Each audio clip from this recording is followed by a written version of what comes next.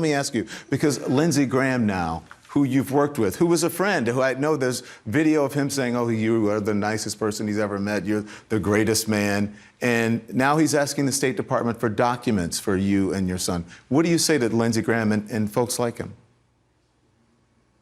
Lindsey is about to go down in a way that I think he's going to regret his whole life. What do you say to him?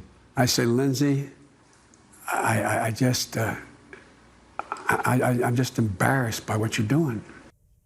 Well, that was Joe Biden last night on CNN, responding to news that his former friend and Republican Senator Lindsey Graham intends to scrutinize his son Hunter for his work with the Ukrainian gas company Burisma. Exclusive Rudy Giuliani. Mr. Mayor, welcome. Thanks for coming on. Nice to be with you, Ed. So Republican Lindsey Graham, as you know, chairs the Senate Judiciary Committee. He's now opened this investigation on Burisma and Hunter Biden, maybe Joe Biden, the former vice president. I'm sure that's music to your ears. You've been talking about this for a long time. You've just written a letter to Lindsey Graham. I've got it here, asking that he help you get 3 Ukrainians who want visas to come to America to testify about Burisma. What would they say about Burisma and Hunter Biden? Well, you know, it's real simple. This case has been real simple from an alleged school shooting plot thwarted in California. A sheriff praising students and teachers for sounding the alarm. ABC's Marcy Gonzalez is in Los Angeles with the details. Marcy, good morning. Tom, good morning. You know, we always hear that phrase, if you see something, say something. Well, that is exactly what students at that middle school did. And the sheriff says it likely saved lives. This morning, a 13-year-old under arrest, accused of plotting to carry out a mass shooting at this school in South Los Angeles. There is a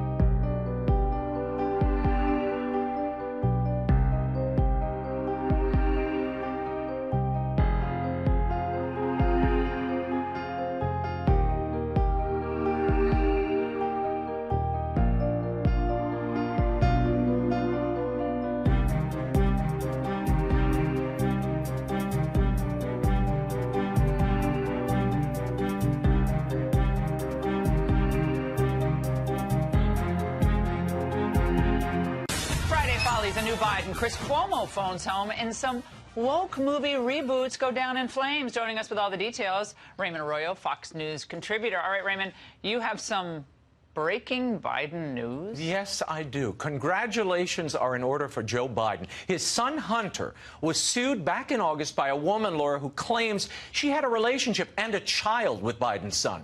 She was a student at George Washington University when they met. Hunter has denied both the relationship and paternity, but the results of a court-mandated DNA test are in. For this, we go to our special field correspondent. You are the father! Every child is a blessing, Laura, but Joe Biden didn't seem too pleased when our Peter Doocy asked him about his new grandchild. Vice President, I'm wondering if you have a comment on this report in court filing out of Arkansas that your son Hunter just made you a grandfather again. No, that's a private matter. I have no comment. Mr. Vice President, But only you would ask that. You're a good man. You're a good man. Thank you, guys. This is all the time we have.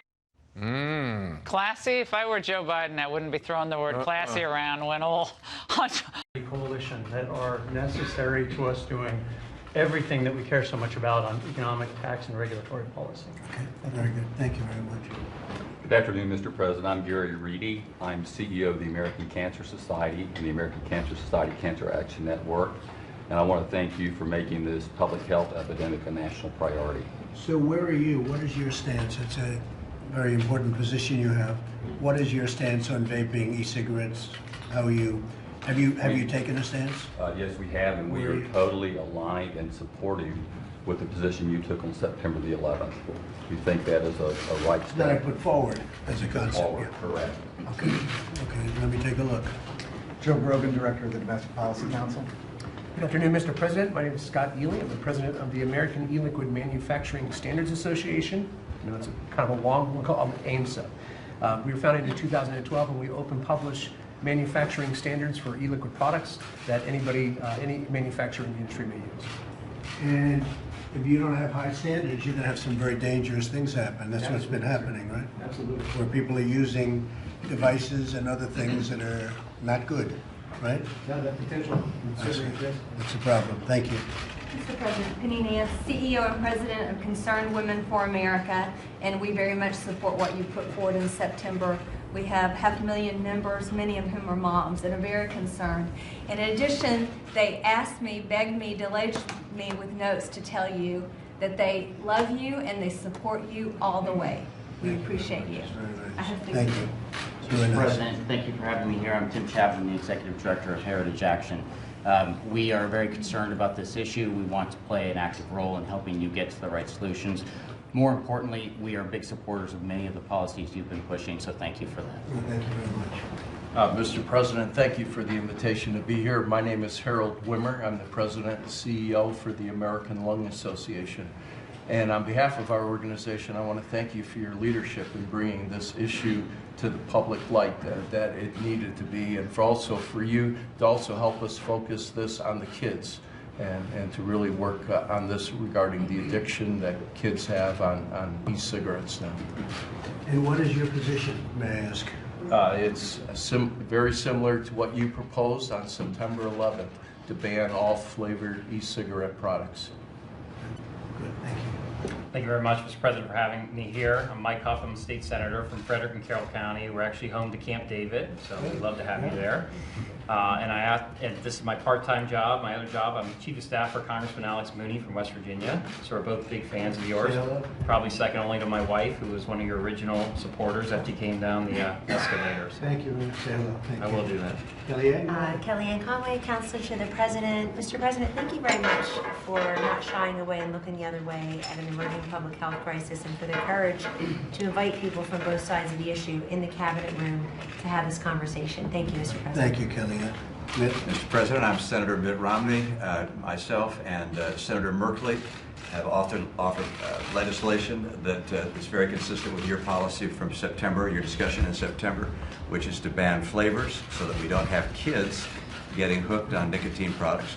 We also insist that cartridges are tamper-proof, so kids can't add contaminants to the cartridges, but it's very consistent with your point of view.